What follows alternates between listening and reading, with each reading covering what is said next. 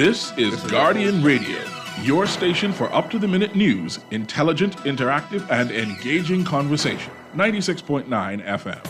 The views and opinions of the hosts and guests are their own and do not necessarily reflect the position of the management and staff of Guardian Network. You're listening to Talking Heads with Naughty and Mary Jane. Only on Guardian Radio, 96.9 FM. They say the sun and a shine for all. But I in some people world shine at all. These roads of flames are catching a fire. Showed you I love you, you call me a liar. Oh no, no, no, no, no.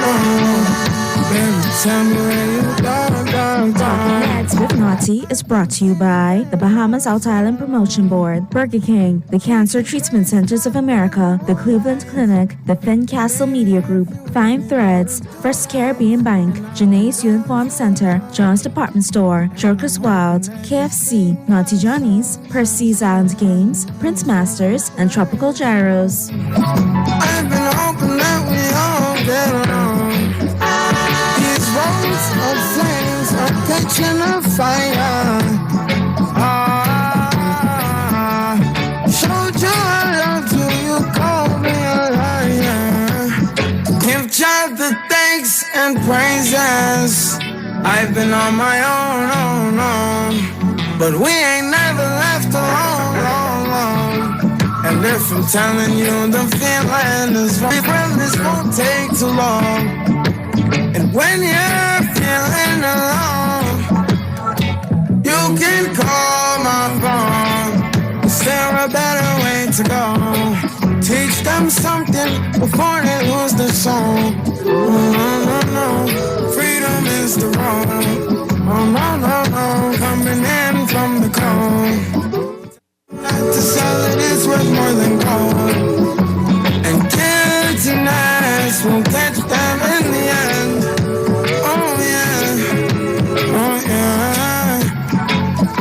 They'll try to manipulate you through your pockets. Now you're caught up in the funk with the vision. Here's how you can become a talking head. Brought to you by BTC.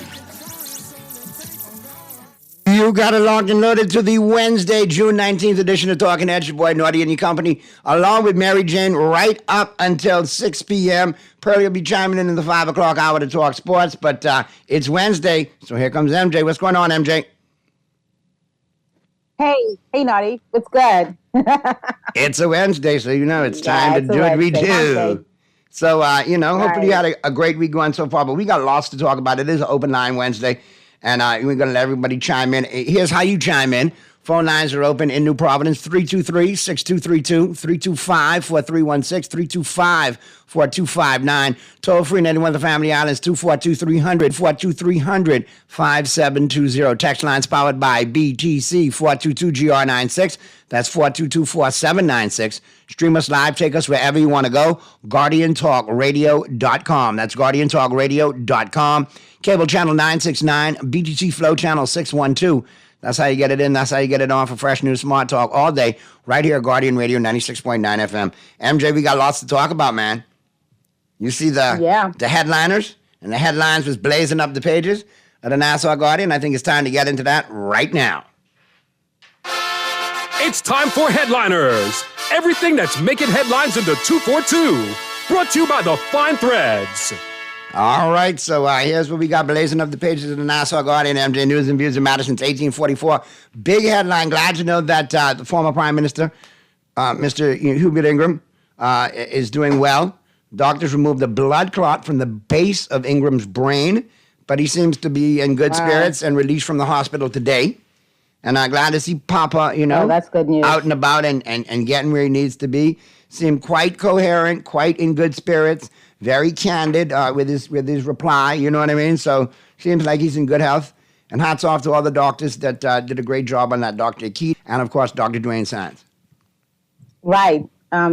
It is good to hear that our former prime minister is doing well. You know, whenever you hear like emergency surgery, and especially emergency brain surgery, that definitely, makes one tense and worry. But it's good to know that he was in such great hands and that he is convalescent and that he's in good. I would imagine he's in good spirits. He usually is. It's good to know that that's still the case.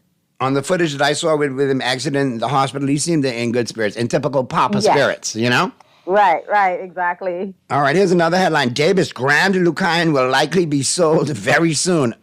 Mr. Prime Minister, again? Yeah. Again? Two words. Okay, first of all, likely, which means, this thing could go either way, but it's likely, but And then soon. I mean, soon is very subjective to some people. For me, tomorrow might be soon. For you, 2 years from now might be soon. I don't know what soon means in this case. I just think they got the memo. We can't send poor Mr. Cooper to deliver this message again, okay? No. Don't do Chester like that. Time for you to stand up and say it, Mr. Prime Minister. Yeah, no, because at one point we were told that it was indeed so, correct? And now this is, I guess, very soon. Back. I mean, it's been obvious that it hasn't been sold, but at one point we were told that it was sold, and now...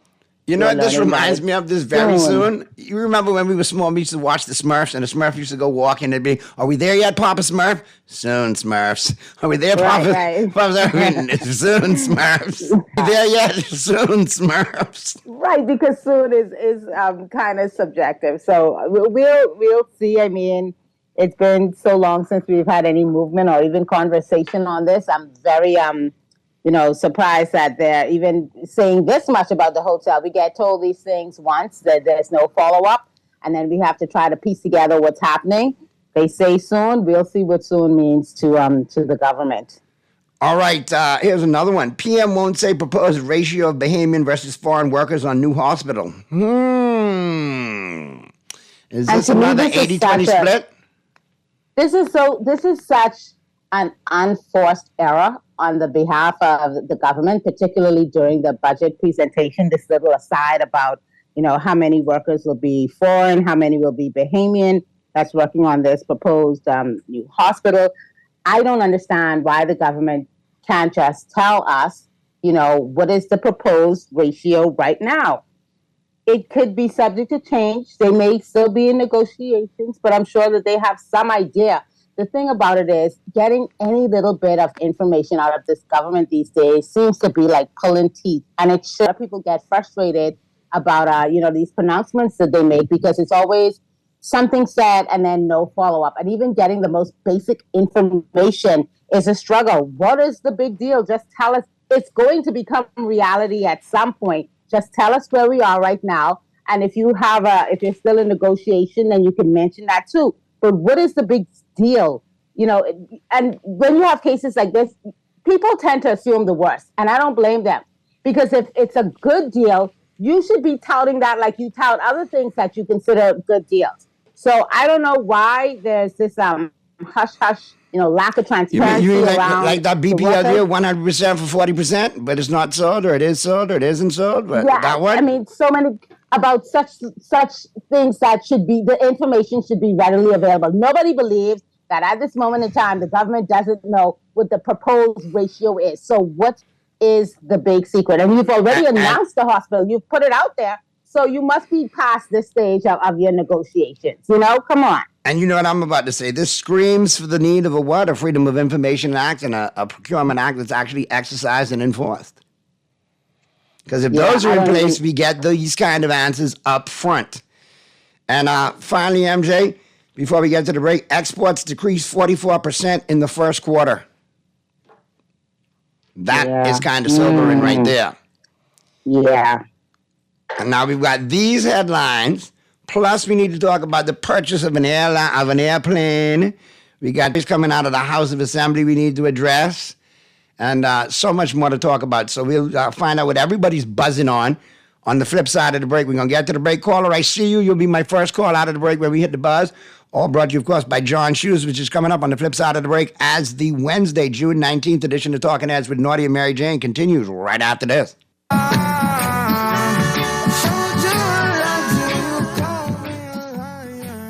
You're listening to Talking Heads with Naughty and Mary Jane. On 0.9 FM. Living with a neurological condition shouldn't define you. At Cleveland Clinic in Florida, we do whatever it takes to make life better today while discovering new treatments for a brighter tomorrow. From epilepsy management to specialized spine care and brain tumor surgery, we're delivering world-class neurology care for the day-to-day, for the days you live for every care in the world. Visit clevelandclinicflorida.org/Caribbean. Play with Island Games. We making dreams come true.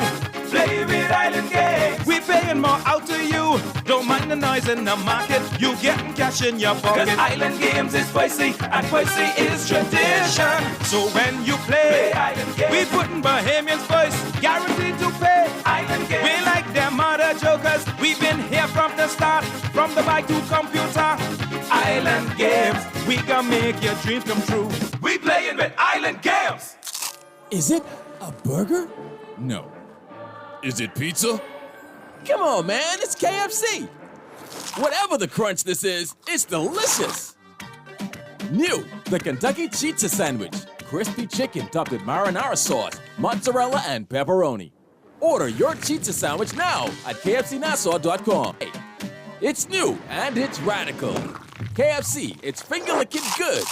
Naughty Johnny's restaurant can only be described as the experience you want to recreate again and again and again. Their motto is simple food done well. You're welcome into their home at Naughty Johnny's, where you can dine on crack conch, conch fritters, and other Bahamian favorites. There's also an international flair that's guaranteed to offer something for everyone. Enjoy a good meal and listen to a live band on their patio Friday and Saturday nights, or brunch on Saturday and Sunday. Only at Naughty Johnny's restaurant in the Old Town Plaza, Old Fort. They're open 11 a.m. till 10 p.m. Monday through Thursday, 11 a.m. to 11 p.m. Friday, 10 a.m. to 11 p.m. on Saturday, and 10 a.m. to 10 p.m. on Sunday. Naughty Johnny's, well worth the trip. We all know that our country's electricity infrastructure is decades old. It is breaking down, it is too expensive, and it cannot transmit clean energy. Small changes aren't enough. We are taking it all on. Upgrading and modernizing the grid, solar power, major energy reform. That's how we get to lower prices and more reliable electricity. It will not happen overnight, but it will be game-changing. Go to newenergyera.gov.bs to learn more. This is Guardian Radio,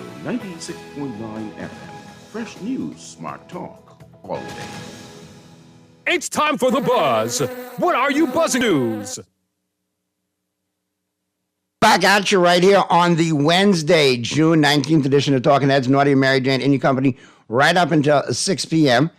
And, we're back at you with the buzz. Like I said, brought to you, of course, by John Shoes. Phone lines are open. Text lines are open. You can let us know what you're buzzing on. I know MJ and I have a couple of things to talk about what we're buzzing on. So let's get to the phone lines. Talking Heads. Naughty. Hey, good afternoon.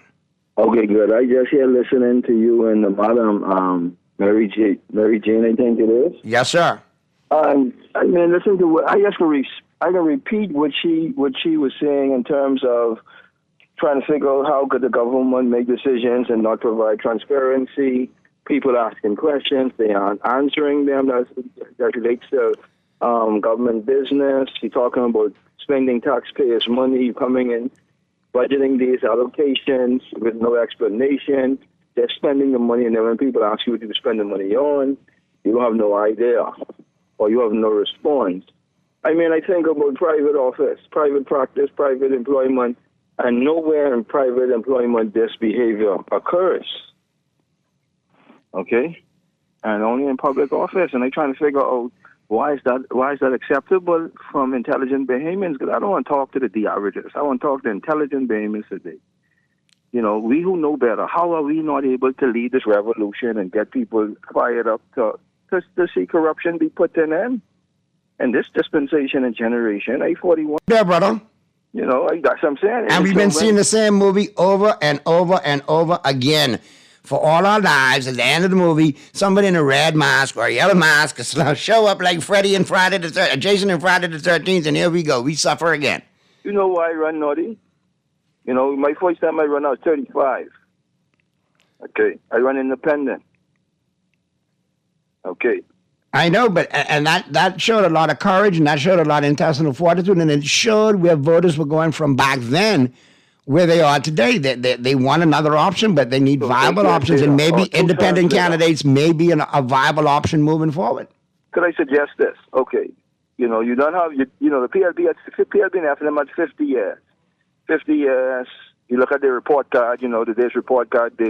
Your child had a year to be in school to show what they've been doing. Now here comes report card days. All of that.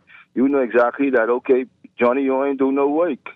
What's the problem? Now, Johnny, someone else shall come in the same thing. So then you start to question: is there something wrong with the teaching, the way they're teaching the kids? Okay, you start to evaluate. So I'm saying to you is now after 50 years, at 41, I'm thinking that maybe we could just suggest to the nation that no one votes for PLP and FNM. I think this allows voting to become more objective because now there's fresh people. The media may want to be able to now highlight more people who may be putting themselves forward. There may be more engagement in terms of people having to prove themselves with plans versus just a brand. Because we've always been on the Michael Jordan Nike brand tip. No matter how bad the shoes is, look, we just gonna wear them Jordans.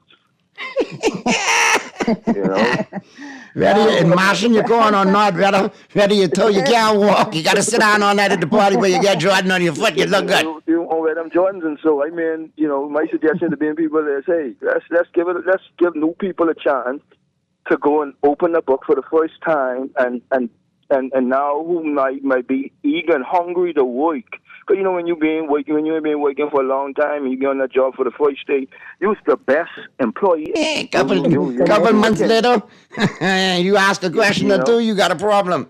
You're insubordinate. But at least we could get them in the first 30 days because they get something to prove. But the PLP and FNM who only get to switch the face and the color, but keep the secrets the way it is. Because listen to Pentat ain't saying nothing no different.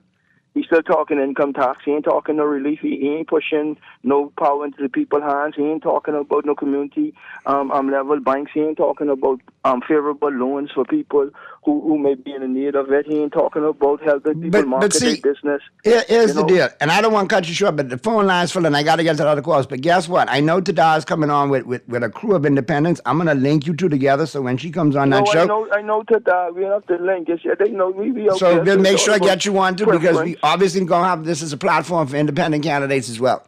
Well, I appreciate that. Love you and hope everything goes according to plan. Be safe, my brother. Happy fencing and do well. Continue to do well. Let's get to these other two calls. Talking Heads. Hey, good afternoon, Naughty. Afternoon, how are you? And to MJ. How you doing, MJ? Good. I'm good. How are you? The great Graham Weatherford. What you got for us today, brother? Welcome back. I grabbed my Bible and started jumping up and down. Listen, you could give him my cell phone number. Do you know him? Yeah, man. I'll make sure I get the link to you. Yeah. So he's a part of an elite group. A lot of people can vote, but very few offer themselves. And the best way to offer yourself is an independent. See, Naughty, if you run independent for Baintown, you don't join up with a gang, do you? You don't have a special color T-shirt, a gang shirt. You don't know any gang symbols. You there by yourself, and you better do what you need to do for those people, or they can roll you out. And you see, by yourself, the independent has no power, they'll say. But put about 6, 7 of them in there, and let them be the swing vote. In other words, we don't care if the red or yellow win. They may win by 3 or 4 seats. That landslide thing finished now. So if you win, let's say the yellow wins by 3 seats, but you got 7 independents. Every day of the week, they can join the red party, not become a red person, just join with them in a vote on any given issue. So the 7 of you independents say, listen, fix women's rights for Tada. And if you don't, we will vote with this red party and you'll be out tomorrow morning. See, that's a check system. And that's what I explained in 08. Now, what's really sad is the last caller, and I want him to know, even though someone may be at the average, like I was in school, I failed school, or it failed me because it didn't teach money. It didn't teach certain principles. It taught what? Slavitude, I call it. Get a job. What if you don't want a job? You see, we are in a different era right now where your phone and the internet can help you become extremely rich. Think about this, Naughty and MJ. 10 years ago, if I'd have said, let's own every place where you could sleep tonight, but not own a building, not have insurance, don't worry about the plumbing and maintenance on that building, and we'd make the money off the building. You'll say, child, you crazy. But look at Airbnb. And so what is the next big thing in the conceptual economy? And Bahamians are jumping on Airbnb. And I said when we did, they'd tax it. And you watch what's coming down the pipeline. I'll leave you with this. Last caller, he really motivated me because I've not heard one thing from any person on how they're going to help the poor and the middle class. But I see them shaking some rich people's hands. And see, that disturbs me because we need to fix the country for Bahamians this time. Nadia and MJ, y'all have a good one. You too, Graham. Good stuff. Let me check out the text lines real quick. I see you. Just hang tight. I'll get to you other three callers in 1 second. Let's check the text lines real quick. Good afternoon, Nadia and MJ. Government vocabulary proposal soon, not yet. Pipeline. Prime Minister out about the BPL sounds like a sales pitch campaign. Good afternoon, Nadia and MJ. Good show. Tell the caller you got to speak to the D student Bahamians. C and the B students run the world. A and B students out of touch because they follow us. Stay within the conference of the box. So the system is ruled by them. Why is it every time an egg on a face moment like the $2.5 million plane, here comes a damage control statement from OPM when they simply could have answered that very question in the House of Assembly? So now I still don't believe this official OPM statement. Yeah, and I think we have a copy of the statement. When we get to that, we can go over that. We're talking about the airplane. Correct. That was, yeah. Well, we're going to get to that. We're getting clarification, but yeah. We'll get to that shortly as soon as we get these couple of callers out of the way. Naughty, can you tell Prime Minister, please ring the bell? Last election, my family and I voted PLP for the better, but nothing changed. PM, ring the bell. Well, okay. Already? Already? Oh, come on. Man, come on, man. At least give them till 2025. Come on, yeah. The rumor is they can call it in 2025, so let's see. Anyway, let's go back to the phone lines. Talking Heads.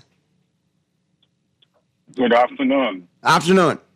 How are you, Nody? Afternoon. What's going on? How are you? Full disclosure, I am president of the Contractors Association of the Bahamas. Thank you. Don't make it the last. Sometimes we need to hear from you. At this point in time, I want the public to know why we make noise about certain things. We make noise about certain things in our country because we are called the Bahamian Contractors Association. That means your cousins, your brother, your dad, your uncles, your nieces, nephews, all work in this industry here. Now, while we have no issue with government getting financing from anywhere in the world, our issue comes is when we get money from Chinese, it comes with people. What it says to my membership is that you guys sit and wait, tell persons come into your country, do the work, get salaries, take it out of the country, and you just come and enjoy the hospital. While that may be one part of the benefits, we need to earn wages to take care of our families and pay taxes in this country. So from our standpoint in the Contractors Association, we don't get excited about this $300 million, 290 plus change orders, 300 million, 50 plus money, because we're not getting hardly any of that. And then for the government to tell us, well, it's going to be 20% Bahamians. Let me talk construction, Naughty, for just 2 minutes. Let me tell you 2 minutes. This is Mr. Sands. Yes, Mr. Sands, correct. I just wanted to make sure. Go ahead, sir. Yeah. A hospital is a building. A building of any size of that magnitude is mostly concrete and steel. We have been building concrete and steel in the Bahamas for over 50 years.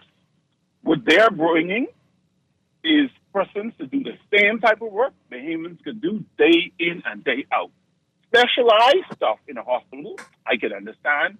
You could have your specialists who install those kind of things. So our position is the ratio probably should be 80-20.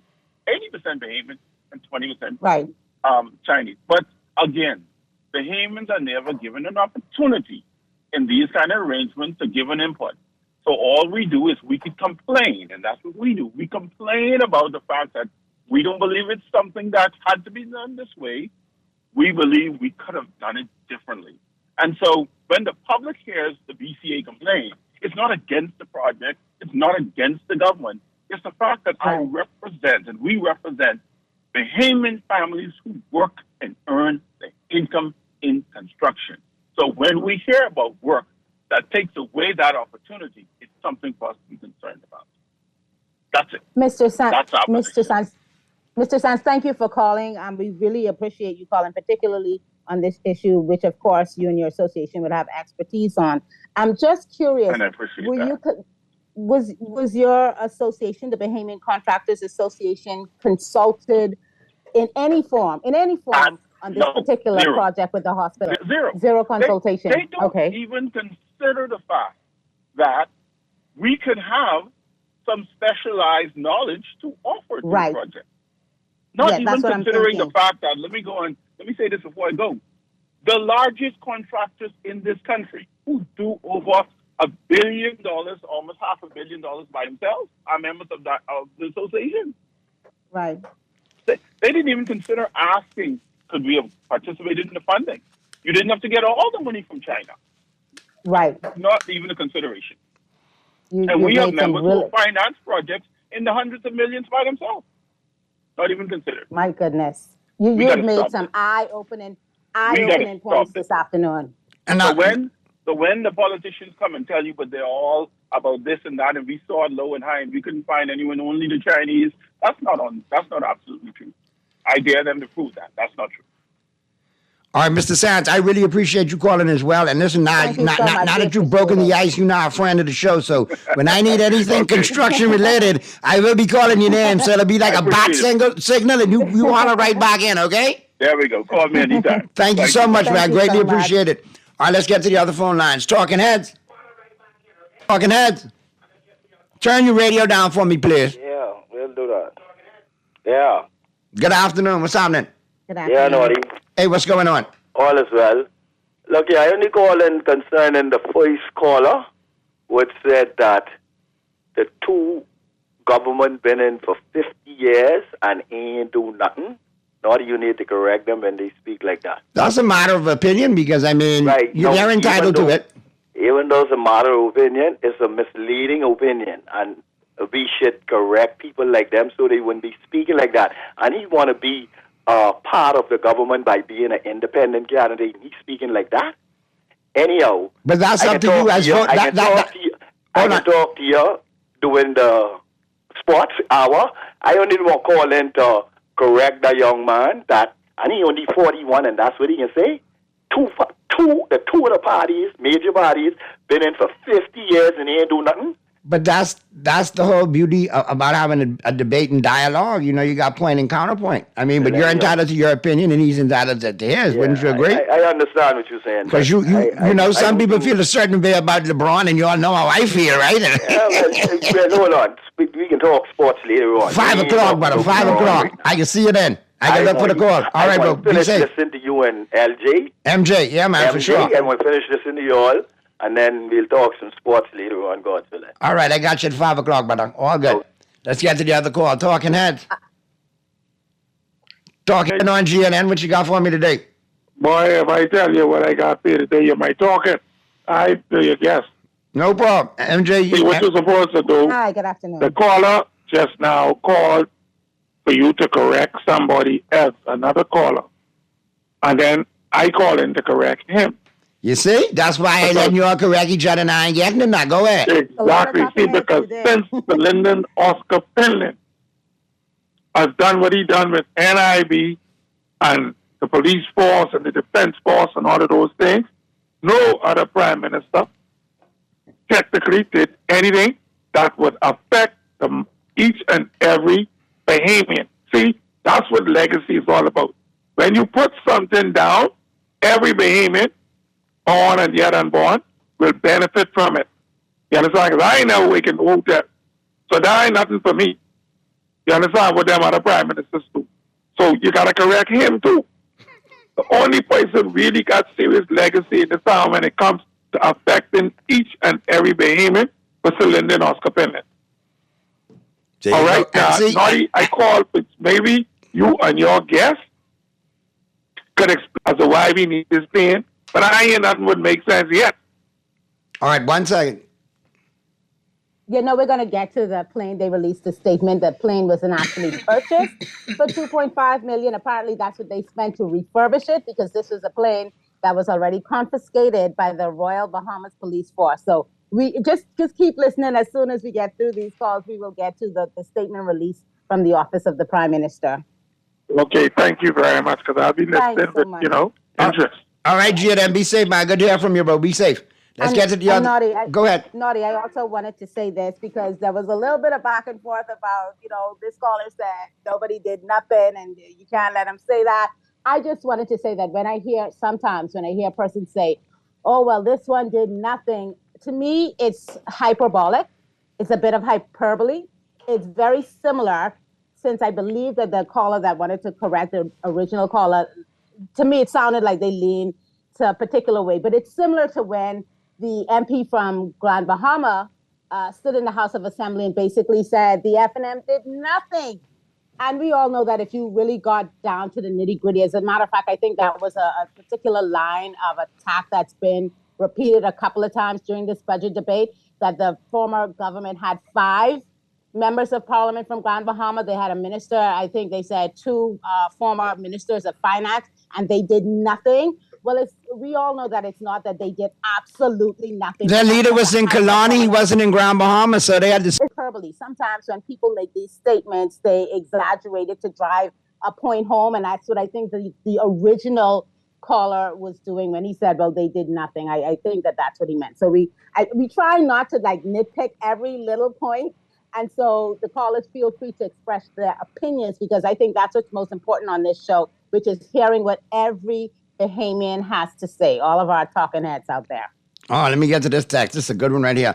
Naughty, please, since we're correcting everybody, afternoon to you and MJ, please correct your callers and remind them that the airwaves were opened by Papa. Mr. Ingram opened up the airwaves, and prior to him doing that, none of us could call a station and express our views, let alone tell the host to correct callers. So put that in your pipe and smoke it. We're very grateful for, and that's why we're so happy that Mr. Ingram is doing well today. Very, very, very happy to hear that. Phone lines are full. Callers, we're coming to you right now. Let me get to this text. Naughty and MJ, isn't it a shame that with all of the consultants and media personnel at the OPM, they are still making these silly mistakes? How is it that the substantive Minister of Finance, who happens to be the Prime Minister, failed to mention in his contribution the proposed acquisition of the aircraft? Thanks to the vigilance of the opposition, they discovered this knowledge of the public. When you practice wickedness, you always have to do damage control. So maybe we should touch on this now, Naughty. I think. Let's get into that, and then callers be coming right to you. Let's go, MJ. Let's touch on this. So we did learn from the opposition that there was a budget line item, some $2.5 million, and the way it was initially, the way it initially came across was that the government had made this purchase of an aircraft for 2.5, which I have to tell you, when I first heard it, I was like, 2.5 million, that sounds kind of low, for an aircraft. Mind you, I don't know much about aircraft, so just to my mind. Now we're learning that it's not for the purchase of an aircraft. According to a statement that was released this afternoon from the Office of the Prime Minister, it says that this particular aircraft in question was one that was actually confiscated by the Royal Bahamas Police Force, and that they are now renovating this aircraft for the government to use for travel to the Family Islands. So look, I'm trying hard to keep my comedian hat off my head right now. So what you're trying to tell me that it's a Narcos plane that was taken into custody from Pedro or Paco or Jose, and that's why they fixing the plane to put the seats back in, because they take the seats out to put the cargo in the first time. Is that what they're talking about? What kind of plane? And the thing that I don't like about the statement, by the way, you guys can find the statement on opm.gov.bs. That's opm.gov.bs. Let me just be able to access it immediately. It says, quote, the Office of the Prime Minister wishes to provide an update on a recent budget allocation and the use of an aircraft for travel to the Family Islands. The Royal Bahamas Police Force confiscated the aircraft in question and is now repurposing it for official government use. The decision was made to optimize resources and enhance the efficiency of government operations across our archipelago. The government of the Bahamas, along with senior officials and technocrats, is required to travel frequently to various Family Islands, including those that do not have regular commercial flights. This ensures government services are accessible to all residents, regardless of their location within our extensive archipelago. This approach represents a cost-saving measure, significantly reducing the monthly expenses incurred by the government. End quote. I'll stop it there because it goes on to talk about, travel to the Family Islands and so forth and so on. I don't know, Naughty. I don't know how I feel about this. All right, this is the way I feel. I heard the first statement. I feel a lot of spin in this statement. It's like a little washing machine happening right here. A little spin happening right here. All I have to say is I noticed that the OPM is there to add a counteractive story to say, okay, it's not really being purchased. See what had happened. He said that it was purchased, but what had happened really is couldn't you say that in the first place in the House of Assembly and break it down that our present cabinet is going to be flying to the Family Islands on a former Narcos plane that's been refurbished? Well, by Pimp My Plane? Because we don't know that is the case, but therein lies the problem. We don't have the details. They still didn't tell us what type of aircraft it is that's going to require a $2.5 million. Now it's not to buy I'm understanding it's a G700. It's a Gulfstream G700. That's what I'm hearing, 7-seater or so. So it's a jet. So it's a 7-seater. Okay, so that's quite a fancy. Yeah, that's some fancy digs out there. If it's a G7, but then there are other questions. I mean, you're putting $2.5 million to that. Some people would say that perhaps you could buy fire engines that are needed in the Family Islands, ambulances that are needed in the Family Islands, other things that are needed in the Family Islands that $2.5 million could have gone to. Right. So you're talking about prioritizing, and also, I mean, it's not clear to me because at the end of the statement, it talks about how the Royal Bahamas Police Force will also maintain, operate, and utilize the aircraft, ensuring its safety and reliability for government travel needs. Is this something that that they normally do that involves the government like this? I don't understand. So does the Royal Bahamas Police Force still own possession? I mean, there's still so many questions, that haven't been answered even after this statement has been released. And it's really a shame, like you said, that it has to come to the point where there has to be a public outcry and shock to find out what is what. And the government isn't more forthcoming. They've now released a statement, and I feel like we need more follow-up. I need to understand, when did the Royal Bahamas Police Force come in possession of this plane? How did the government part of it get involved? When was the decision made that they're going to repurpose? I mean, because you say confiscated, but I'm not hearing the full story. What's the story? What's the legend of the plane? What's the history? Right, because where's the plane facts? Is everything that's taken into their possession, is there an amount of time that has to pass before it could be, repurposed this way or used this way? There's still so many questions, and I hate that it's always, Bahamians crying out. Give us the information, tell us more. It's like I said, it's like pulling teeth, and it really shouldn't be this way. These own goals, that's what they call it in soccer when you kick the ball. Right, shooting yourself in the foot sometimes too.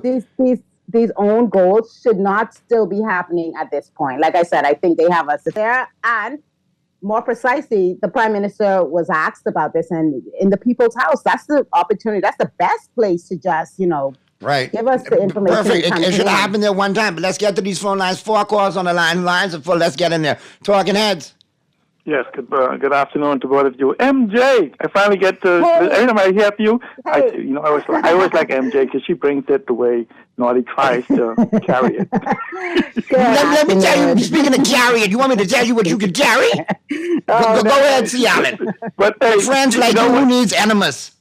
See, the linguistic contortionist, the linguistic contortionist in the office of the Prime Minister needs something to do. So they, they have to be able to twist and turn or whatever. On Dwight show early this morning, a regular call off the street explained this press release that the airport where the plane is sitting at the airport, what it's going to cost and exactly what it was. So maybe I knew they were listening to Dwight because the leader of the opposition was coming on immediately. So they heard that and they said, okay, it's out. Let's go now and spin this the best way we can. There's so much questions, right? Because generally speaking of a plane value, you look at the original value. If it's a G250, I don't remember what the person said. I think they came at about $25 million or so. Right now, the value is probably about 12, 13, 14 million. But here's what happens. It costs 20% of the original price to maintain that plane, happen to it, the staff, the upkeep, this, that. Then you have this certain year full maintenance and ever. So There's a lot of things that have to be answered to talk about the effectiveness. So if you take the let's put it $20 million, then it could run easy $3, $4, $5 million a year to keep this plane running. Now, remember, it's the police planes. I assume the police will also be using it for whatever it is that they'll be doing. The question then becomes where's the cost analysis and all the other different things that's associated with this to justify this use of where to go. But just another point is that, and for Graham with his conceptual economy, he may not have been listening to the leader of opposition for the last 2.5 years, because he has been always touching on the need for innovation-driven growth in the Bahamas, the need to, as coming from the creative and intellectual community, he understands the core value in the conceptual economy of knowledge, information, intellectual capital, and innovation, as well as the orange economy combination. So he's the most prepared for the very thing Graham talking about if he fully understands what he's demanding. But when you look at the team of that will be, understand, and they did that, they invented the Ministry for Grand Bahama. Dr. Dowell was there. They had a government right now for 13 years who ain't did nothing, or was it did little? It's hyperbolic. And so, because MPs don't develop the country. The government does. Its policy, its legislation, its procedures, its programs, whatever. So if you comparatively compare the time they won from 2002 to now, they've had 13 years to do whatever is necessary from Grand Bahama from a government standpoint. And they have not. In fact, their blueprint for change today said that they will develop a strategy for every single island. We are coming to 3 years of their governance, and they keep bringing us hope, distributing it as dope. And I'm simply saying is that we need better governance.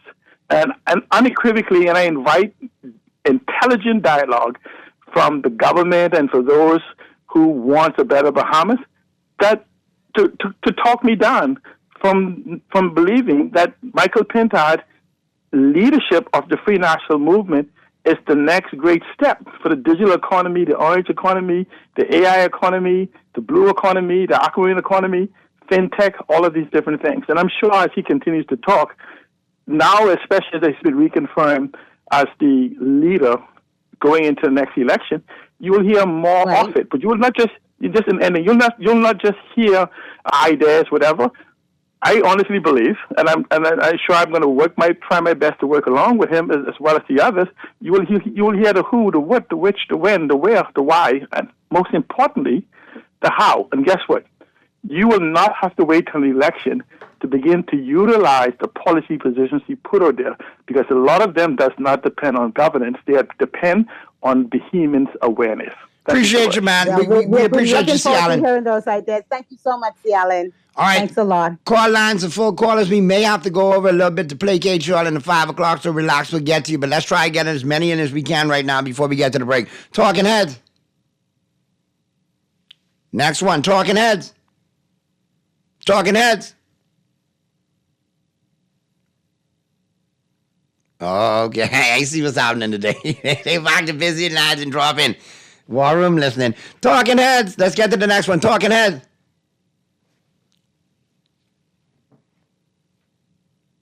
Talking Heads. All right, let's get to the text line. Mr. Producer, you check. Oh, we got one now? Hey, Naughty. Hey, what's happening? Naughty. Yeah, they got people calling in to block up the lines, and that's really sad. You know, we've had 50 years on a report they would have. And if they could have and didn't, that's an indictment. So I'm pulling for whatever is different next lap. Good show, guys. All right, appreciate it, Graham. Let's get to the next one. Thanks so much, Graham. Talking Heads. Hey. Talking Heads. Buddy. Yo. How you do? All right. Well, you know, Fly and Phil, them always mixing it up, right? Yeah, I know how they do it. And I know, but this thing with the plane and all the rest of that, but, you know, being a person who would own a plane, they need to tell us what type of plane it is. Correct. They're leaving that out, right? And when this plane was confiscated, because my cousin, the commissioner of police now, they confiscated the plane, what year it is. Yeah, and there's all kind of allegations circulating what kind it is, 7-seater, G7, all type of stuff. No, that release from the OPM office, they need to say what type of plane that is because. But that might not be, in all fairness, caller, that might not be a release from the office of the Prime Minister. That might be AI. That might be political mischief. No. That might be AI. No, naughty. Sorry. I pulled that directly from the Office of the Prime Minister's website. I heard it too. And I gave you guys, it's opm.gov.bs. That's the official release from the Office of the Prime Minister. $2.5 million could buy some of them planes fresh, brand new, would been confiscated. If it's a King Air, like what he's fly around in, you know what I mean? And I can leave with this one without carrying on Marie most of the time. Okay? Bye, caller. Have a good one. You struggle. Talking heads. Let's get to the next caller. Talking heads. Hey, Naughty, what's happening? What's happening? Hey, Mary Jane. Hey, good afternoon. Well, MJ, let me tell you something. I'm getting ready to open a radio station, right? Right. And I need you to be the chief editor. Oh, Lord. It's called program director. If you open the statement, get it right. It's called program director. MJ, MJ, one thing I like with you, use big beat. Use go where no man has gone before.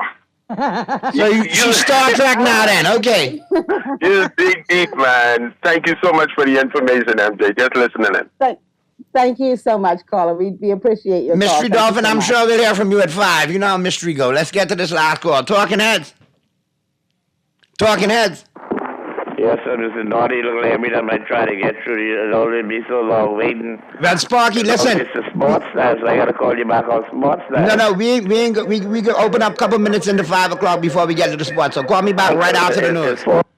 All right, we'll get to the news, flip side of the break. MJ and I continue a little bit into the 5 o'clock hour, then Pearlie and I will talk some sports as the Wednesday is right after the news. Don't touch it. You're listening to Talking Heads with Naughty and Mary Jane. Only on Guardian Radio, 96.9 FM. For fast, reliable, and impactful printing services, look no further. Let Printmasters bring your masterpiece to life. We stand by our quality products that is second to none. Our affordable pricing and friendly, efficient staff makes Printmasters the ultimate choice for all your printing needs.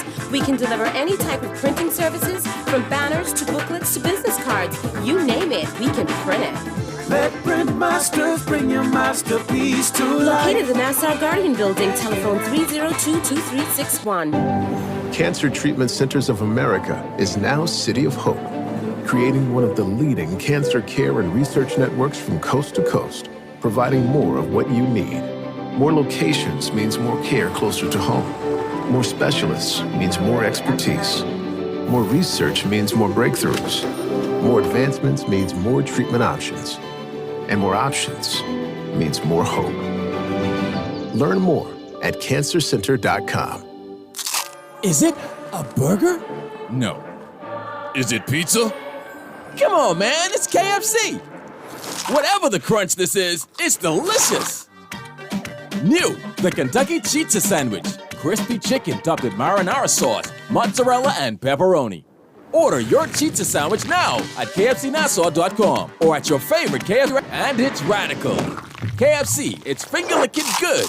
John Shoes and Accessories is your one-stop shop for all your footwear needs. You will find what you're looking for among the growing collection of classic and trendy styles with new arrivals every week. John's covers the whole family and has great prices, helpful and friendly customer service. Your experience shopping with us will be time well spent. Shop with us online at www.johnshoes.com. John's also now carries small home appliances. So come on into John's, located on Rosetta Street in Palmdale and Carmichael Road West. John's, we put fashion at your feet.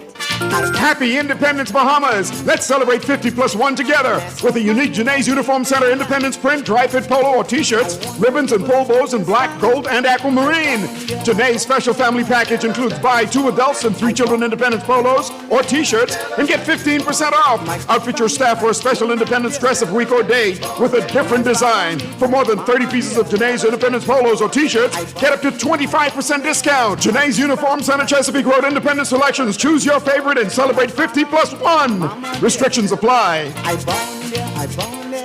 This is Guardian Radio, 96.9 FM, Nassau, Bahamas. You're listening to Talking Heads with Naughty and Mary Jane. only on Guardian Radio, 96.9 FM.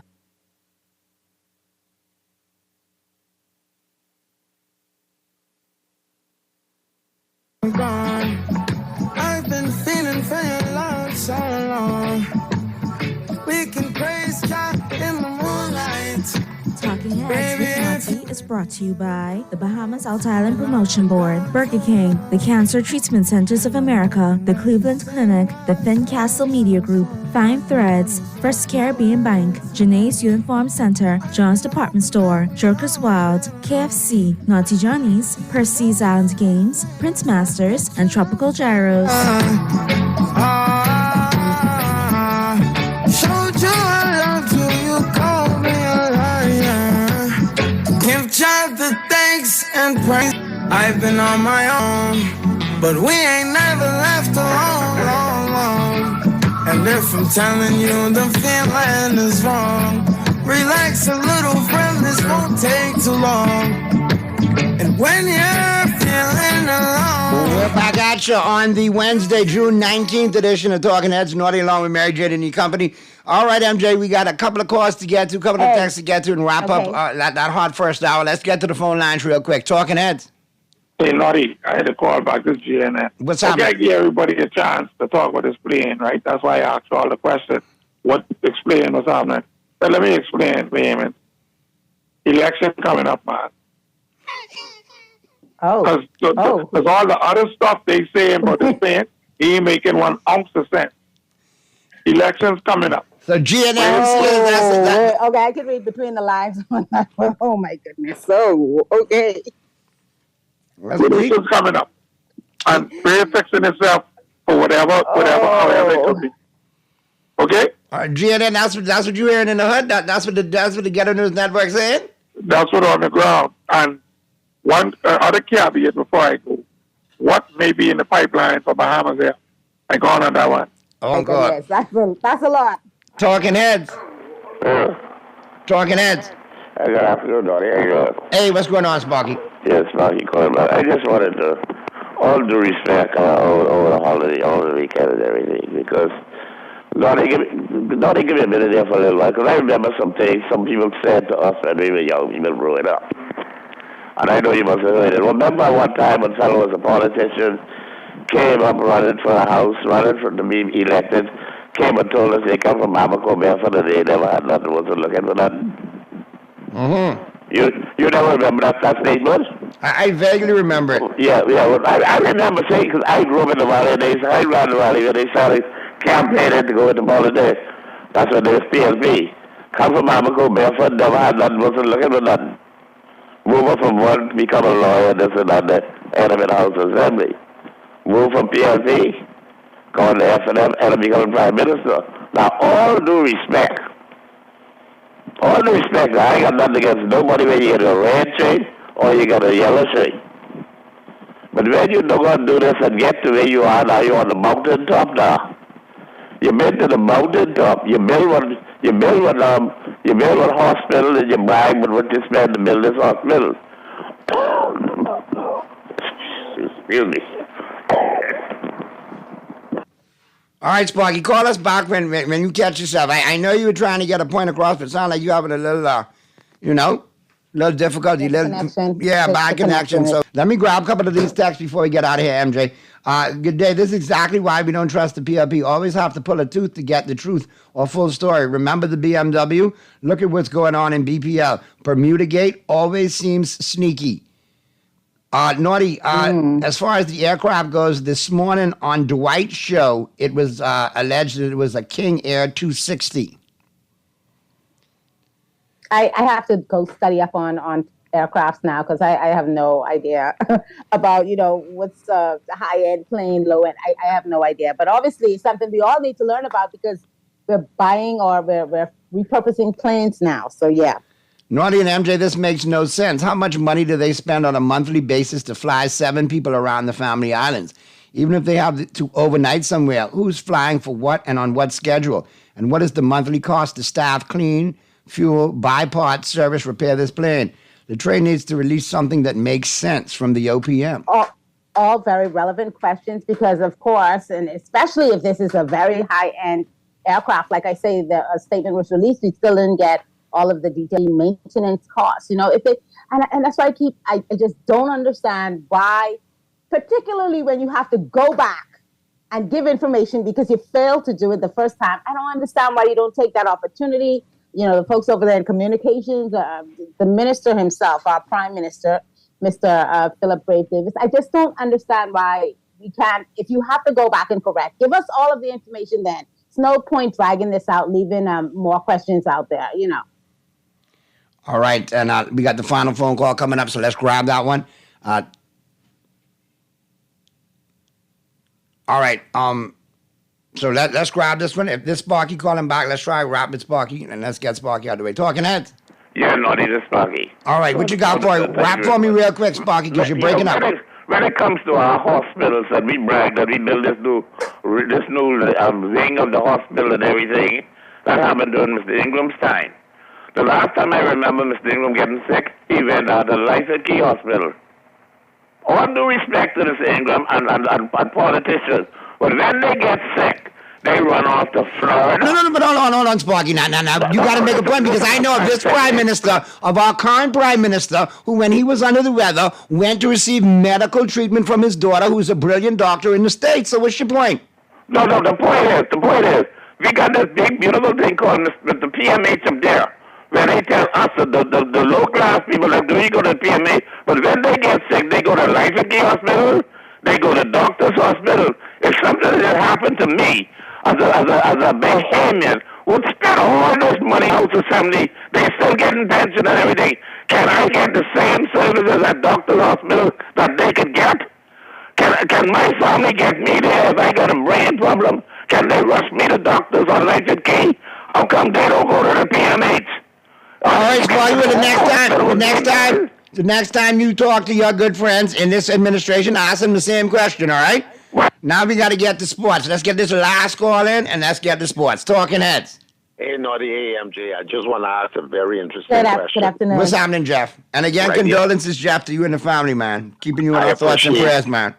I appreciate that so much. Thank you, and thank you to the nation. Let me just say that because lots of persons who knew my mother very well for the service, over 40 years of nursing service she gave this country, they are calling in and they are planning to attend her homegoing service. So again, thank you for sharing that information for me. The only thing I have to say this morning that apparently this supposed plane is already here in Nassau. I'm still waiting for the office of the Prime Minister to refute or confirm whether this aircraft is the aircraft in mind.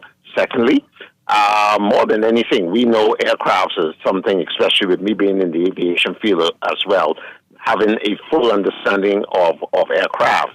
I just wanted to know if this aircraft is the one that's going to be refurbished, how tricked out is it going to be? Is it going to be like the supposed BMW that the PM got, or what is the real story behind it? Are they really going after a new aircraft, or are they going to basically acquire this one that is alleged to be sitting out at the airport, this King Air 260? I guess I'm going to have to do some digging to find out myself, but thanks for taking my call. Appreciate it, Jeff. All right? Thank you, Jeff. And to all of our callers, we have such brilliant callers and listeners. I'm already getting information. I don't know if you are as well, Naughty, about this King Air. Yeah, it's flowing in. If that's the aircraft, they say that's a 2022 model used with 7.3 million, and then you're looking at about 1.5 million a year to maintain. I don't know. This is all speculation. Like I said, we don't have the information. I guess they need to do another press release to give us more information. But yeah, things like that. How much would it cost to maintain per year? And then I think, like C. Allen said earlier, where's the cost analysis? I mean, if they just gave us the information, I'm sure that, some of these things can be reconciled easily. But everything is like, what did the caller say? Pulling tooth for the truth, or what did they say? Anyway, yeah, I agree with that. I thank you for sending the press release that MJ just read about 10 minutes ago. And that press release from the OPM still does not speak to the questions that were asked. Yeah, but we have more questions. And we have more questions. questions. It may answer some, but now more questions arise from this. So it is what it is. And trust me, this ain't even close to an Air Force One situation. But anyway, we'll leave that just like that. MJ, I appreciate you chiming in with great stuff as always. I got Pearly getting ready to zoom in. And I got... I'm here, man. I'm right here. Pearly's here. We got Sheldon Longley in studio. We're talking BAAA. Are you talking about the confiscated drug plane? You know it's a drug... Wait, because you're breaking news now. You know it's a drug plane? Well, I don't know. Pearly, when they said King Air 260... Hold on. When they heard King Air 260... You don't know. Let me say what it says. It says a confiscated plane by the police. That's what it says. That's all we know. Now that makes me answer a certain question. Wasn't a plane confiscated because it was stolen allegedly by somebody's, kid who happened to be in politics, government affiliated back in the day? Oh, so much speculation. I mean, that makes my mind wonder, Let's wait. Everybody's minds are running. Who's going to manage the plane? And the government record on maintenance, who's going to maintain this plane? They say the Royal Bahamas Police Force. That's what we're hearing now. Look, if they maintain that plane like they maintain the police cars in the back of Oaksfield all in that graveyard, Jesus, we in trouble. Don't let nobody fly on that. Oh, boy. On that note, I'm out, guys. I have a great rest of the show. MJ, we'll see you again on Friday. We greatly appreciate your contributions, man. Have a great show. All right. All right, so Pearly, we got Sheldon Longley in studio, man. We got lots to talk about. He's not barraging us with the Boston Celtics today. He's hitting us up with BAAA. We got track and field to talk, and I know you're a big fan of track and field with your allegiance to a certain school in the East that was, the best school in the world. That had the best school in the world. Yeah, there was you always taught school. Suckers, Sackers. Yes, go ahead. That's all right, no problem. You can be mad all you want. All right, go ahead. So we got to talk. This is not swimming, obviously. So I'm just gonna wait to chime in with some key questions. So you don't want to talk about swimming right now because your school ain't the school when you went to it. They getting beaten swimming all now. No, I tell you, that's why I don't endorse them. That's nothing like what I went to, man. That's a different franchise right there.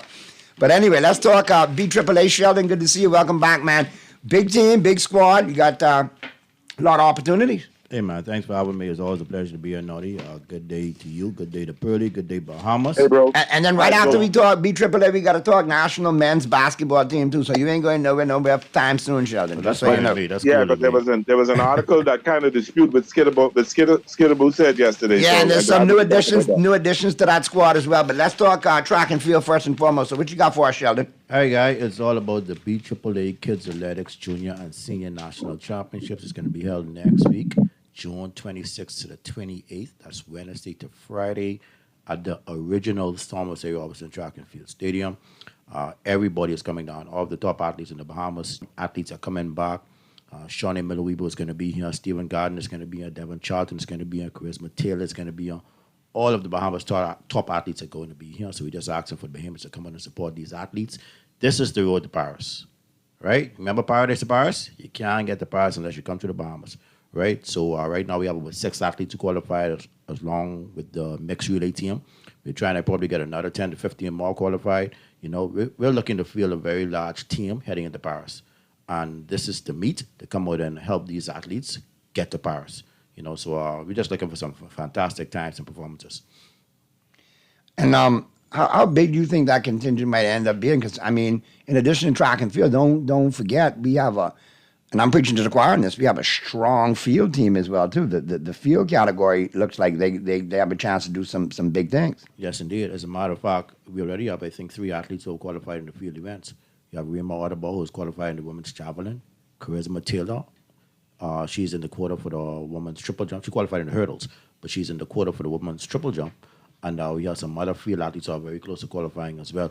We usually field about 20 athletes.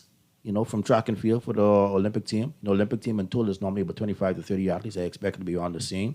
And then men's basketball is close as well. So we could possibly field a 30 or 40 member team for the Olympics. And it's going to be exciting, man. I'm looking forward to it. And who do you think are some of the younger athletes that might make a surprise on this squad, Sheldon? Because I know we got some younger athletes that are right there, not too far off. And with the opportunity that's coming up to actually qualify. Might be the little motivation they need. We do. I was very surprised by I was pleasantly surprised from what we got from Antoine Andrews in the men's 110-meter hurdles at the New Life Invitational last weekend. He ran 13.35 seconds, which equaled the Bahamas national record, and that's just 0.08 of a second off the Olympic qualifying time of 12.27 seconds. So he's right there. So he's right there. He could actually put it off this weekend with a strong performance. He could correct? pull it off. He could pull it off. You have Shaquem Smith, who was very close in the men's 400-meter hurdles. He ran a personal best time of 48.79 seconds a couple of weeks ago. And the qualifying time in that event is 48.70 seconds. So he's just 0.09 of a second off of that qualifying mark. Keyshawn Strong is close to qualifying in the men's javelin. We already have 3 females qualified in the women's 100-meter hurdles, which is historic for the Bahamas. We have never had that much athletes qualify in any hurdles event. We have Stephen Gardner in the men's 400 meters. And a lot of young athletes are close to the marks. So we're just they just need that extra push to come out and help. I'm going to ask you a separate question in regard to the Olympics in Paris and everything. Mm-hmm. Our girl, fan of the show, Shawnee. Yes. Baby fat off, right? She ready to go, right? I assume so. Not that I saw baby fat the last time she ran, but I just want to make sure she full 100 to lay the smackdown on the world, because I think, she still got it for sure. Indeed. I played this. I saw her run at the World Relays, and she ran like a high 48 split, a 49 split at the World Relays. She hasn't run the individual 400 for the year, but I believe she's going to do so at the Nationals, right? With a little bit of push, we might see her in the 49, 48 second range. And then she's right there. And then she's there. And she's also going to be a part of the mixed relay as well. But I think on the low, she's been doing some training with the world hasn't seen. No doubt. Because she looked in good shape the last time, but I'm really rooting for her. I want to see her bring it home again. She's going to be ready. The only concern that I might have is she might not have enough of a push to really, show what she really can do. Right. I know she could give us a low 48. But there's still tune-ups before the Olympics, correct? Internationally, that she could run in, correct? Well, there's a meet in Canada, I think, this weekend. Okay. It was last weekend that some of our athletes would have gone to. But none of them are running between now and the Nationals. The Nationals is just but post-Nationals, there's post-Nationals, well, the end of the qualifying period is June 30th, right? Right. So the Nationals will actually be their last opportunity to qualify for the Olympics. But once qualified, there are races that they can participate in, tune-up races prior to the Olympics, correct? There might be 1 or 2 races that they could compete in. Devin is always on the tour. Right. Competing in Europe. Because she's had a great season so far. Man, and she's going to get a push. She's going to get a push from Tanisha Cartwright. Tanisha Cartwright actually ran a time this year, which is the best time we've had in the hurdles under any conditions. That's 12.37 seconds. Devin has not even run that fast. Wow. I mean, it was wind-aided, but it was still the fastest time under any condition. So she is definitely going to give Devin a push, and Chris Mathieu is going to give her a push as well. So I expect Devin to possibly hit even 12.3 next weekend. Well, we got to get to the phone lines right now. Pearlie, I just let you know, man, if Sheldon comes in tomorrow and you're on, this Boston Celtic hat is really hard to look at. I can wear this for the next month, man. It's. I don't make my mind up that we're wearing this for the next month straight. It's got the old leprechaun logo on it. Remember the nasty, disgusting, looked like the racist Celtic logo? That one, the Auerbach one with the cigar. Yeah, oh God, and Johnny Most. Pearlie, I was actually hoping you was here today so you could see it. Let's go to the phone. No, I think I saw you. You had it on like a couple of days before the last game. I think I saw you in it. No, that was the new school one. He's broken out the old school one. This logo is horrible. I hate it. But you saw the jersey I had on yesterday too. Exactly. The old school jersey. You know what this one is? Remember the old Boston Garden? They used to spread people to death in? That Celtic logo, that leprechaun was in the middle of that floor? That's it right there. That's part of the strategy, bro. God, let's go to the phone lines. Talking head. Hey, where's the naughty? What's happening, Skilla? But what you got for us, man? Pearl, where's that? Now, Skilla, I'm glad you're here. I'm talking to Pearl. Yeah. I'm glad you're here because we got Pearlie, we got Sheldon, and we can talk men's national team. But go ahead, what you got for us, Skilla? That's what I want to talk about. Mm-hmm. You remember yesterday what I tell you all, right? Man, about Clay? That Clay is in. Yeah. Did you all listen to the lineup last night and this morning? You all listen to the lineup? He's not in. He's practicing with the team. He's working on with the team. Okay, now hold on, Willie, hold on. Practice with a team unless you are part of the team. No, not necessarily. He is in. Now hold on, Skilla. This could be a situation. Only person in the whole country saying that because both newspapers had in their article when they interviewed them saying that he is practicing with the team, he's working out with the team, but he will not play in the Olympics. Okay, now that's what they saying. I tell you that's the what thing. the international side of it saying. Now, Skilla, you my boy, but let me just interject this here. I said the model with the Bahamas Basketball Federation saying, and with Lyndon Rose, the manager saying, and Lyndon Rose, the manager I can saying, tell you, let me put it like this then. We can know when the... We can know this, we can know Friday. When the time comes, we'll know. But other than that, Germany, right? They go into Greece on Friday to play in that tournament, and we will know then. Okay then. I can wait till then too. Okay. But now, Naughty, listen, I just come into share that right there, right? Now, I can listen to you and Boyle moving forward. Boyle, yes, sir. Can give us some update on what's going on, yeah? I didn't tune in today at all. They had me in that place. What's the place name now? Oh, shoot. NIB all day, man. Okay. All day. So what you need updating on? Come back last night? What Dodgers? I talk about Dolphins, boy. What Dodgers? Oh, all right. I the Miami Marlins. We win. You get too fishing here. Let's get to it. I promise, Skilla. We win. The Marlins win last night. Yes, Jazz with a 7-game hit streak. I like that. They won again today, too. And they won again today. And we win again today. So that's three in a row. Mm-hmm. Yes. That's No, 2 in a row. 2 in a row. 3. They win the other night too. They win. Yeah, they won last night and then they won today. And they win the game before that too. No, they win the first one. Overtime. The Cardinals won the first one. It's a 3-game series. The Cardinals won the... Yeah, you can check right now. I was going to check. We win the one where it was 12. They won into overtime. That was last night. That's the walk-off last night. The night before that too. They gone into overtime. They lost to the Cardinals in 12 and then 7-6 right. on Right, or they did lose in that one. Yes. Okay. I thought they did win that one. And then they won 9-8. They win in 10 last night. Yeah. 9-8. Walk off. And then they went today 4-3. They won today 4-3. Okay. And they beat the Cardinals 4-3 today. But Jazz didn't play today. I was checking online to see if something was wrong with him. Rest day. He didn't play today. So They made a rest. yeah. They do that. They take a day off. No, he didn't play today. Yeah, he need rest. No, he man. didn't play at all. Playing and doing all kind of things. But earlier I hear you was talking about your team. My Dodgers? Yeah, what happened to them? Top of the 9th inning, down 9-4. And they come back down and win? 9-4 in the top of the 9th inning. Jason Hayward came up, hit a grand slam to make it 9-8. They walk Freddie Freeman. Otani on second, Freddie on first. Teoscar Hernandez comes out, hit a 3-run shot to put the Dodgers up 11-9. Wow. And then Bessier came and get the first two, and Evan Phillips came and closed the door. Wow. All right, Skilla, we can talk some more, man. Be safe. All right, appreciate you calling. No, I can be going into you all though. All right, yeah, man. We can be chopping it up. That's a big win for you all, Birdie.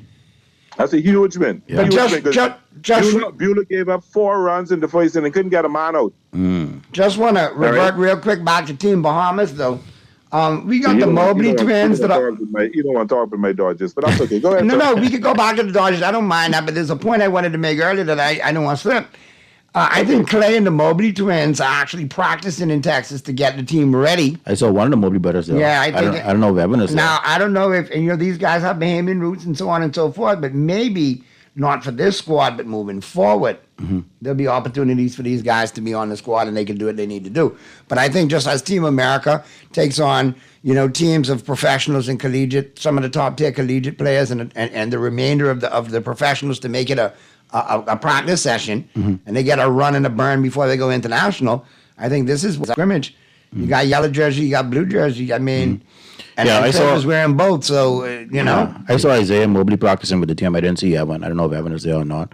But let me say this: there are a lot of guys in the NBA with Bahamian roots who could actually play for the Bombers. The problem with that is, you have to have a passport, either 16 or before turning 16, in order to play. Otherwise, you're going to be considered a citizen who is not a naturalized citizen. Right, and only one under FIBA rules. Only one of them are under FIBA rules are allowed to play for tournament. So the American League will let you change that rule. So unless FIBA chooses their rules in that regard, we'll have to choose just one. Right. And that means like fellas like Naz Reid, Evan Mobley, even Clay. Naz Reid has distant roots, correct? He does. Yeah. So a lot of them we could probably make a choice going forward, but I mean, they still could argue. Yeah, you look right now on this kind of team. What I think we need, we got enough shooting with Buddy. No offense, but I'd take a Naz Reid over he would be right a now. huge addition. He would and that's a huge front line right there, monster. Yes, indeed. It might make sense to become nationalized behemoths so you don't pay all them taxes. That's true too. Mm-hmm. You imagine the front line with DeAndre, Naj Reid, and Kai Jones. Oh, jeez, that's nice. So you could do some damage. Backcourt, Buddy Hield, and then the point guard of your choice. Yep, you could do some damage. And AJ could actually Storr could play the point if you need him to. Mm-hmm. Mm-hmm. If AJ. they go with a big lineup, AJ could he could handle that for sure. I can't remember his name. Who going to Baylor? He can be special. VJ too. Edgecombe. VJ Edgecombe is nice, bro. Special. VJ Edgecombe is nice. That might be your next NBA guy right there. We have some young fellas coming up. You got AJ, you got VJ. And VJ should go in the draft in the next couple of weeks and in the first round too, not in the second round. Yes, indeed. Yes, indeed. All right. Don't forget Dayton Albee as well. You got Dayton Albee coming too. That's right. Oh yeah, that's right. That's right. You got some kids out there. Yeah, man. You have a good future. Good stuff, man. But the Greece tournament will be a good practice for the team. Yes, I think they play 2 games in Greece, eh? Yeah, they play Montenegro, I think, on June 28th. And then they play Greece on June 29th. And then That'll be 2 good games. Right. But they can't I know Greece, but give them a little challenge. You know, Greece featuring Giannis. They love Giannis on that team, so that's a good measure. Yeah. And Giannis did commit to play. Yes, so that's a good measure stick for the Bahamas right there. Yeah. You're going to beat DeAndre up against him. I like that. And then when they get to Spain, it's going to be tough. They get, I think, Poland and, is it Latvia? Poland and Latvia. Latvia, Latavia, Christus, Singus, Pingus. Who is this dude? Sorry, Pearly. Hoping somebody could upset Spain, or they probably end up beating Spain in the finals. Yeah, we might get beat Spain. Yeah, no, but listen, Spain is stupid good. You make it happen once you make it there. They got a lot of height on that team, and yeah, you could play a different kind of tempo to try counteract that, but they got some bigs that could shoot too. They got some big guys. And they could all shoot. I really thought Spain had already qualified. They didn't.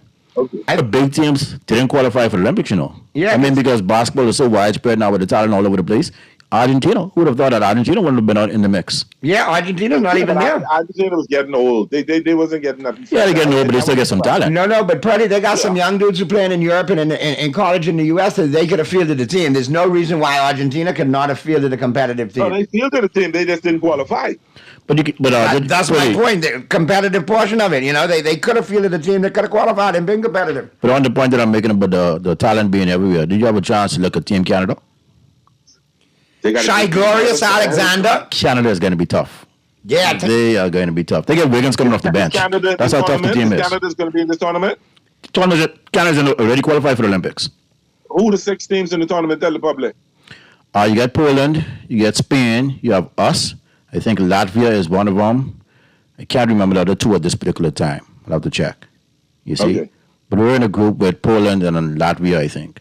So we have to finish in the top 2 in that group, go to the semifinals, and then from there, try to progress to the final, and then you have to win. Most likely be against Spain in the final. We could win that tournament. We'll end up playing the 3rd place team of the other group. I think we could. Dear God, look at this lineup, Pearly.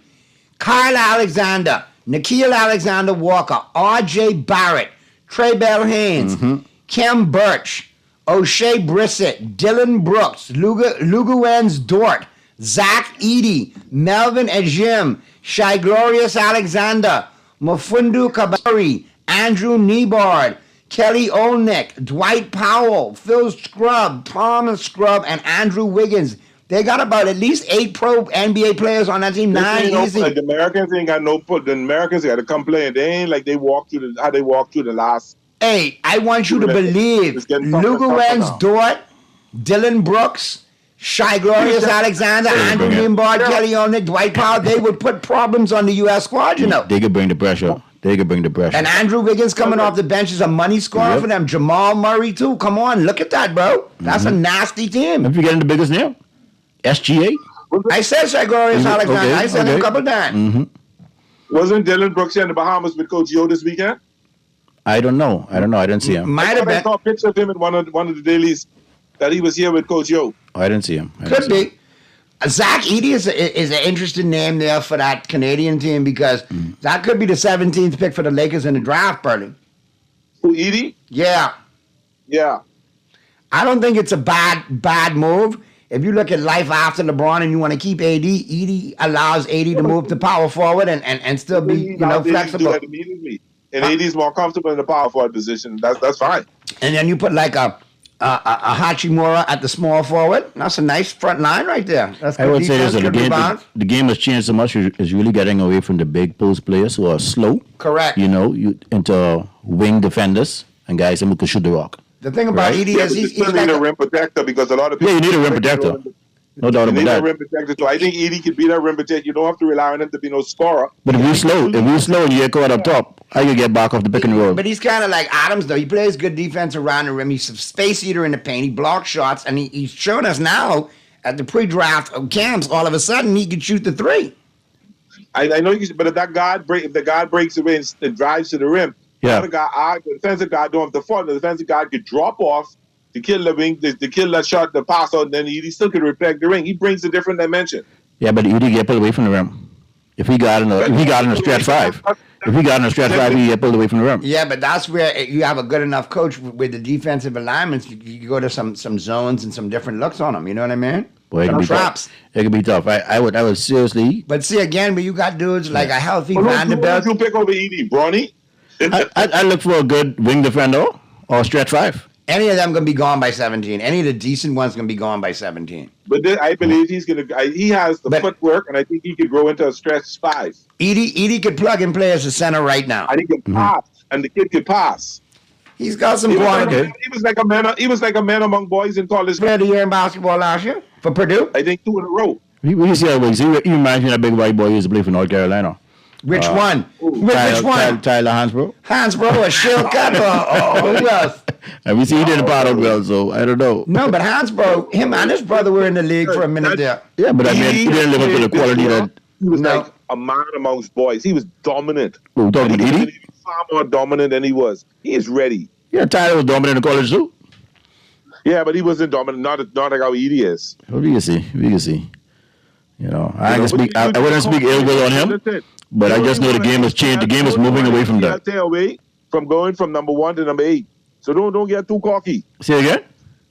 I say you only want ACL tear away from going from number 1 in the NBA to number 8. Now, what you talking about, man? He's missing out to the best player for most of the players and still made it to the finals and still won. Don't get cocky. That just goes to show. No, but us missing KP for most of the players and still winning a title. That just goes to show that the game is moving away from that post presence into more of a. Yeah, you can survive without a big. If your big's hurt, you can still survive. rely. And if Tatum or Brown go down, the Celtics cannot win. Don't fool yourself. Well, that's what anybody in their major star go down and it could be a problem. That's what I'm saying. Don't get cocky. You know, we ain't getting cocky. We can get cocky. We could get cocky now because we're the champions. 18, then you're going to keep your mouth shut. But don't become that guy. That's my role. You stay right there. Nah, that's my role. We can talk now. 18 to 17. We can talk. Yeah, you can talk. You got to talk. You got to say right now. You got plenty mouth now, Pearly. We can't say nothing. We just got to sit there and take it, man. Yeah, talking, but take it. My number 2 favorite player in the WNBA, the beautiful Brinks young lady from LA Sparks, tore ACL day before yesterday. Lord. Oh, man, that's unfortunate. That's unfortunate. Side nose, man.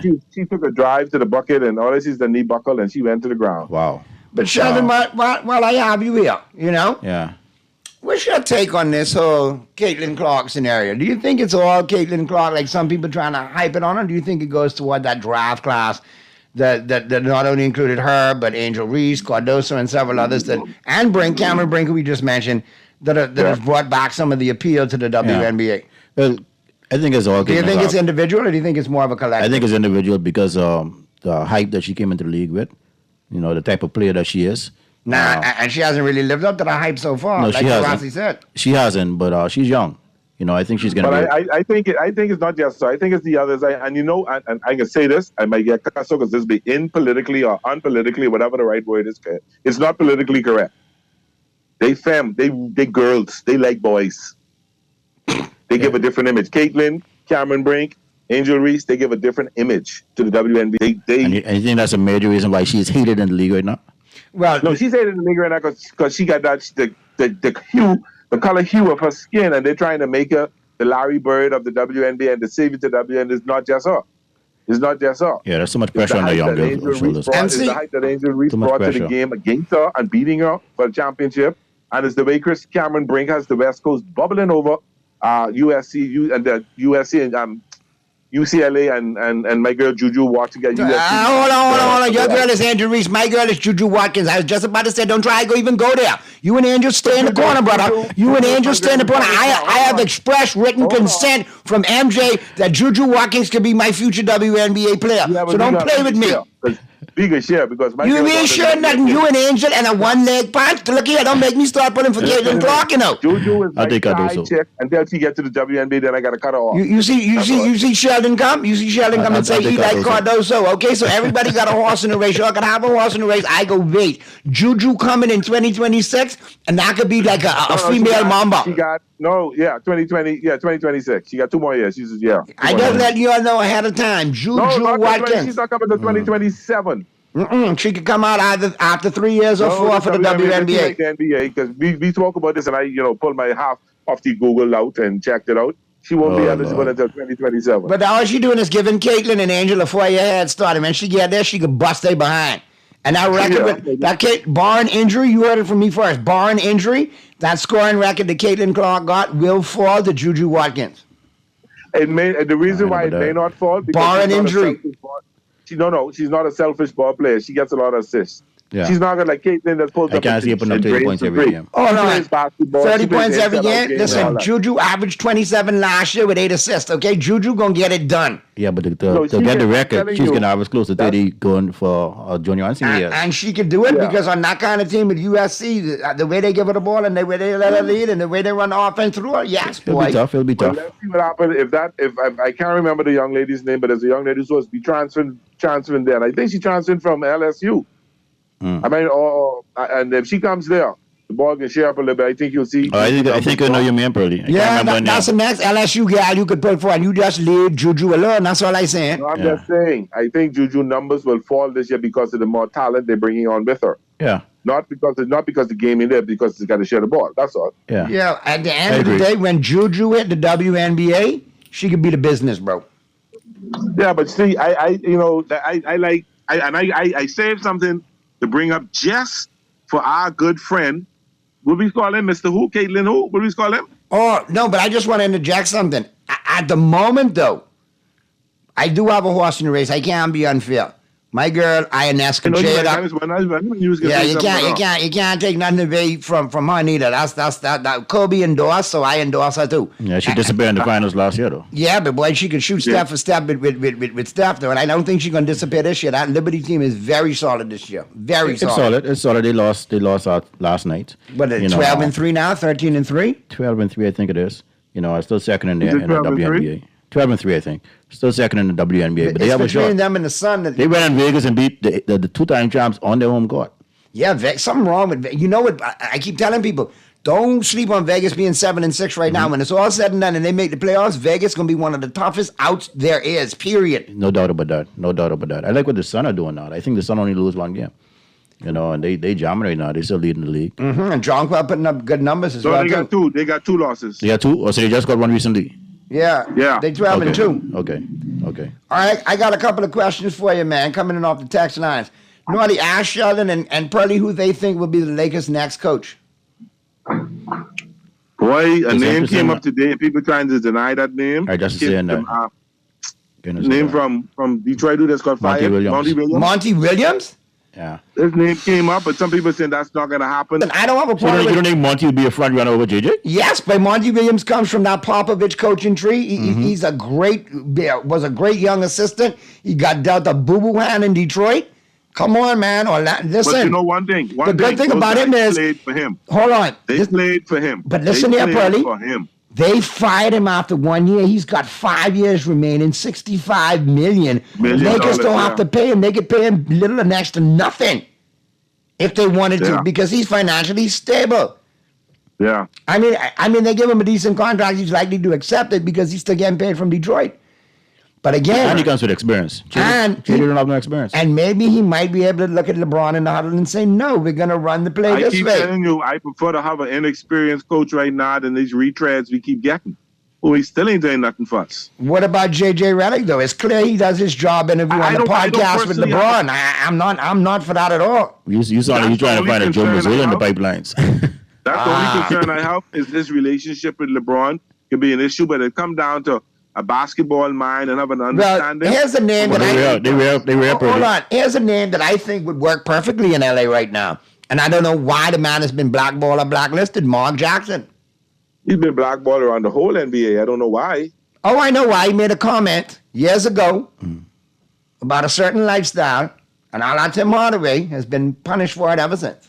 Yeah, but he's been out of the league now for how much years? He ain't coaching much about a decade. I don't care, boy. That run deep. That run At deep. least 10. So they should give him a blind now. That long. But I think he would be somebody that you definitely have to look at. But you have to ask the question, does Mark Jackson even want to return to the bench now? Well, his broadcast sidekick has. Yes. What's his name? Van Gundy made a return, and now he's an assistant with somebody. Just for that, he came out today. The Celtics gave him a lifeline, and now he signed on to be assistant with somebody else. Well, Van Gundy is back. Will Stan will be back next? Oh, God. Stan the man. Who look like Ron Jeremy. Stan and Ron Jeremy's stunt double. The Van Gundys.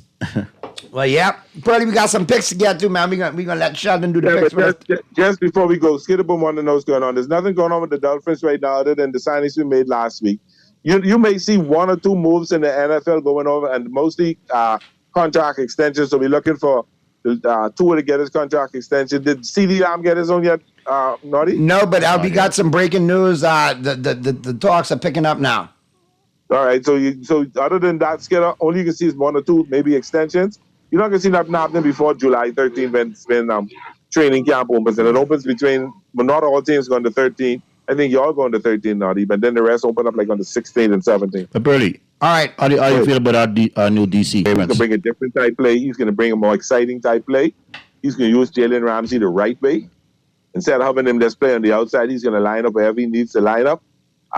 You're going to see Chop Robinson, the rookie, is going to do really well on this game. Even though Chop didn't get a lot of sacks in college, they comparing him to a certain guy out of Dallas who everybody had doubted. Only because he went to Penn State. He can't carry Micah Chop.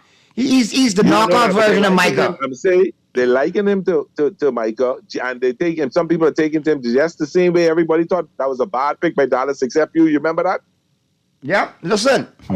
He turned out to be a really good pick. So I think I'm excited with him. My concern right now is right guard. What we can do. And Connor Williams may be available quicker than they said. He said he may not come back until the middle of the season, but some people are talking he may be ready at the beginning of the season.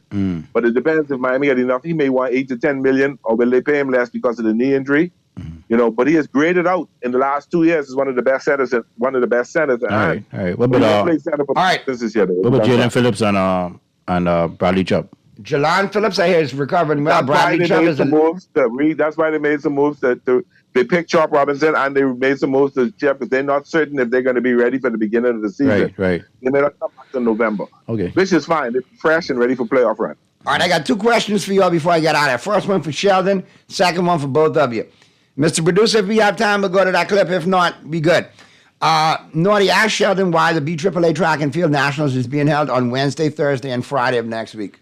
Well, the original plan was to have it the 20th to the 22nd this weekend, right? But the final deadline to qualify for the Olympics, which is June 30th.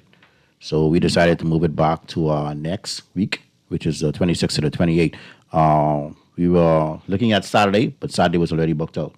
So we have to go with Wednesday, Thursday, and Friday, right? It's going to start. Isn't other countries doing it around the same time as well? Some are. The U.S. ones will be going on. I think Jamaica one will be going on around the same time as well. But most of the countries in this region are capitalizing on that June 30th deadline to have your athletes qualify for the Olympics. So that's the main thing. And that makes sense, Yes. So get them as much of a window as possible to qualify for the Olympics. Okay. All right. Sounds good. The last one is this. Both of you guys, baseball guys, Pearlie, you're huge Dodger. Sheldon and I, huge Yankee fans. We lost a legend yesterday, Willie Mays, at the age of 93. I only think it would be right that we wrap up with a little tribute to Willie, because even though Sheldon and I are a little bit younger than you, Pearlie, I know you got to see Willie when he was actually playing and doing his thing. We got to see him post, career. But I'll always remember, man, I think the most prolific, probably the greatest catch in the outfield, one of them, was Willie Mays, dead run in center field in the Polo Grounds. I think Vic Wertz was who hit it. It was a shot over his head. He made a running overhead into his glove, over the shoulder. And then the miraculous thing, had the sense to catch and drop on a dime and wheel and throw a strike to second base to hold the runner. I remember that. I got to see him play the last few years of his career, but in my opinion, and a lot of other people's opinion, this is why, and I had a discussion around with my cousins the other day. I said, in baseball stats from 1950 is relevant in 2024, unlike basketball, unlike football. You consider Willie Mays probably was the greatest baseball player to ever play the game. 5-tool player to begin with, and excelled in all 5 tools. Yeah, I mean, power, his average can run, can catch, and can throw. If you sit there and you probably you could come up with the top 5 to argue about. Willie Mays will be in that conversation every time. I will be in the top 2 every time. Regardless of the best center. And I think, just one quick thing before you get that thought in, Sheldon, I think post Jackie Robinson, there were a lot of African-American players that came into the league. You had Frank Robinson come into the league. You had Hank Aaron come into the league, but there was none quite like Willie Mays. Willie, I think, was the first one that had some, outside of Satchel Paige, but it was Satchel Paige late in his career that had that gravitas and was able to talk the talk. Willie Mays had some great interviews, great conversations. He was great with the media, and he was the one that actually took that spotlight and put it on the African-American player and allowed those other guys to excel. Yeah, I think it was 1951, Negro League, and joined the Trenton Giants. He was the only black player on the team, and many times the only black player in the whole stadium. Can you imagine what he went through? Yeah, and he performed at a high level from then right up until he retired. Still excellent. Still excellent. I mean, regarded as probably the greatest defensive center fielder of all time. But as you mentioned, Purdy, he was a 5-tool player. I don't think a lot of people realize that he finished his career with 660 home runs. Right, and he was right there with Hank Aaron for much of his career. And he missed 2 years. He missed 2 years serving in the army in military.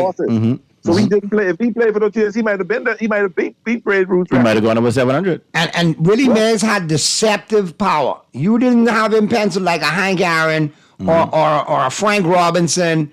Those guys that you knew had pop in their bat. They was gonna hit the ball. Yeah. He had some deceptive home run seasons and stolen bases too. You can't sleep on that too. The man could steal a base. 5-tool player. 5-tool player. Yeah, it's a big loss for baseball.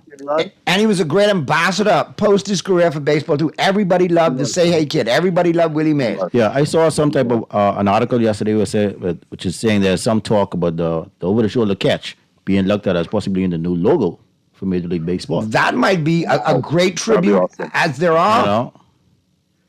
That'd be a great homage. I think nobody would have a problem with that being the logo for Major League Baseball. And guess what? I don't have a problem with it because for years, Major League Baseball has just been the baseball player, that silhouette. Right. So if they change the silhouette to that, I think that would be a great tribute to Willie, that'd be awesome. to the Negro Leagues, to the players that came through from that generation that has put the game to where it is today.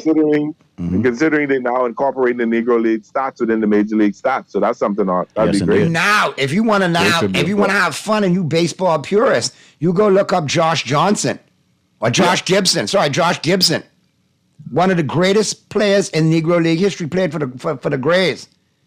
Yes, he was one of the greatest catchers ever. You check his stats out, he was a big time home run hitter too. Yes. Anyway, we've got that time. You got to get to the break. Pearly, I appreciate you chiming in. It's all you tomorrow. I'm Sheldon. I'm sure I'll pop in and give you a hail so y'all can talk Dodger baseball and Yankee baseball and Dolphin football ad nauseum. But he's more than welcome. He's more than welcome. MJ and I will be in on Friday again. Looking forward to your show tomorrow. Sheldon, thank you for chiming in and bringing us up to snuff on everything, bro, locally and your insight internationally. Anytime. You all have a great ride home, folks. We'll see you tomorrow. Be good, Bahamas, and if you can't be good out.